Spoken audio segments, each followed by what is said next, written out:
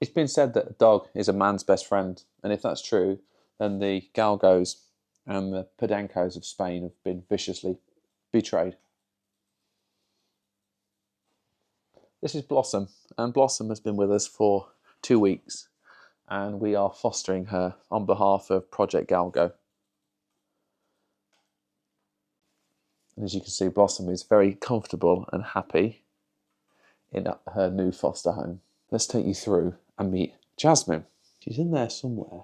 Here you are. Hello, Jasmine. We won't disturb you too much. She's nice and comfy, aren't you, Jazz? Nice and comfy. Let's leave her back to her own devices. If you care about dogs, which why wouldn't you, give us a subscribe so you can follow along the foster journey that we're going through with Blossom, with Jasmine, and any other Galgo will come our way. This is Sonny. He's the chief foster carer. I've got a question for you, Sonny. Why are you looking after these dogs? Because they have been like abused and stuff, and they're not very in like good like shape now. Like Jasmine's got like 2 teeth, so we want to like make them like better and have like a better family. So I put Sonny on the spot there, and I was a bit unfair because it didn't give him any pre-warning that I was going to ask him to come and talk on the camera. I'm going to explain in this video today why it is we are fostering and why it is important to raise awareness, because the more people that know about the things that happen to Galgos and Podencos, the more chance that we have got to stop it happening. I'm going to just give you a little bit of a background on how these 2 beautiful creatures ended up with us. About 3 months ago now, I was sitting on the sofa actually with Sonny. We were sitting there. He was watching a movie. I was on my phone, and I was scrolling through Facebook, and these skinny-nosed dogs came up, and I was like, "What are these dogs? I've never seen these dogs before." And it turns out they're a Galgo. The Galgos are from Spain. They're traditionally used for hunting hares. And I came across the website Project Galgo, and Project Galgo is a charity, and they help rehome abused dogs from Spain. They use foster homes like we are now, and their goal is basically simple one: to remove all animals from suffering. So I looked on their website and looked on their Facebook page and their Instagram page, and then I came across a documentary called Yo Galgo. And I would highly recommend that you do watch Yo Galgo, because Yo Galgo will open your eyes to the abuse that these dogs suffer. And I'm not going to go into the abuse that they suffer into this video today. I'm just going to keep it as short as possible, just to give you a little bit of background of how we got here today. We are a dog-loving family. Just there, we've got another one. There's Chase. And behind him, we've got another one, Lucky. And then through here, let's go, we've got Dylan. Hello, Dylan. He's from Romania. We are a dog-loving family. And it got me really affected me, and it got me thinking about what can we do as a family to help any Galgos in need. So I spoke to my wife Donna. I said, Don, I've seen these dogs, like I don't know whether we should adopt one or what we should do. And we looked on their website, and if you look on their Project Galgos website, they are quite high maintenance. We've got a tracker attached to Blossom here. They are high maintenance because their sole purpose in life up until this point is to chase things. So they are a flight risk, and on the website it goes into great detail about how they could escape. They can jump over 5-foot fences with no problems. So we had a discussion, and we were like, I don't know whether it would be. We could cope with 2 extra dogs because we've already got 3 of our own, and we decided. Or maybe not. Maybe it wouldn't be a good option because I don't know if we've got the capacity to cope. But it was gnawing at me for a few days afterwards. I mentioned it again to Donna, my wife, and she said, do what you need to do. Do what you need to do. So I was like, right, I took that as the green light. And then I think she was out one night and I was sitting on the sofa. So I went on the website and I said, I know what I need to do.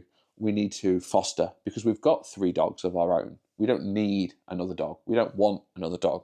But how can we help? We have got a family, like we've got 2 more kids like Sonny who love dogs. Myself and my wife, we can and have got the ability to be able to help dogs. Fortunately, we've got a house which is just about big enough. It doesn't seem it sometimes. big enough, just about big enough, to house more dogs. Not necessarily 2 extra ones, but I'll go into that in a second. I thought fostering was the answer. If we can create a space in a shelter in Spain by bringing a dog over here, and then we can get the dogs to a point where they can then live in a forever home and then move them on. It creates space, and it just we're doing our bit to help reduce and remove the suffering for these dogs and other dogs like them. I filled the form out. I thought they're either going to think I'm a crazy dog person who's great with dogs, or they're going to be like, right, he's mental, that we don't want him looking after any dogs. But fortunately, they thought the former. And then we went through the house check, where I spoke to the guy over a video call. He went over lots of questions about why we wanted to do it in the first place, what experience have we got. Fortunately, we've got a lot of experience when it comes to rescue dogs. Dylan, he came from Romania, and he's been with us for 2 years now. He was absolutely terrified, and it's taken him a couple of years to get to the point where he's quite happily comfortable sleeping in a bed, not in another room, in a tucked away. So we've got a lot of experience. So we went through the whole home check, and then we got to the point a couple of days later, can you have a dog? After a couple of false starts, there was a couple of dogs that were supposed to be coming, but they didn't actually end up coming to us. But it got to the point where suddenly I needed back in. We were away on holiday, and I got a message from Project Galgos saying, here's a list of dogs for when you get back. Can you have one of those? When I say one of those, 2 of those dogs have formed a real strong bond in the shelter.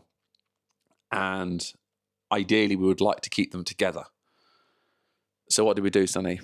It was Sonny's idea in the end. So he got the deciding vote, and we said, Sonny, what should we have? Should we have this one particular dog, or should we try and keep the 2 together? So what did we do? So they were like very close, so we know we couldn't like separate them, so we ended up getting them both.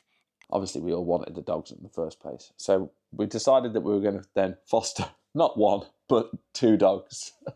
But 2 dogs, because we couldn't separate them. Is 2 dogs harder than 1? I don't know, because we went straight in with 2. Thanks to Sonny, we ended up with 2, Blossom and Jasmine. So Blossom and Jasmine, it takes about 4 days to get from where they were, which was Alicante in Spain. They go on the transport all the way up through France, hit Calais, ferry crossing, takes 4 days, and we picked them up from a car park in the pouring, miserable November rain of Leatherhead. It's just south of London. So the first experience of the UK was getting out into a car park in Leatherhead. If you live in Leatherhead, I'm sure it's a nice place, but it wasn't a very nice place for Blossom and Jasmine, was it? So, but then they were straight bundled from the one van into the back of our car, and they did really well on the journey up here. We live in Hertfordshire, so it was another an hour and a half journey home around the M25 in the pouring rain. And then when they got out there, we got to meet 3 other dogs. So it was very overwhelming and very scary for you, like, wasn't it?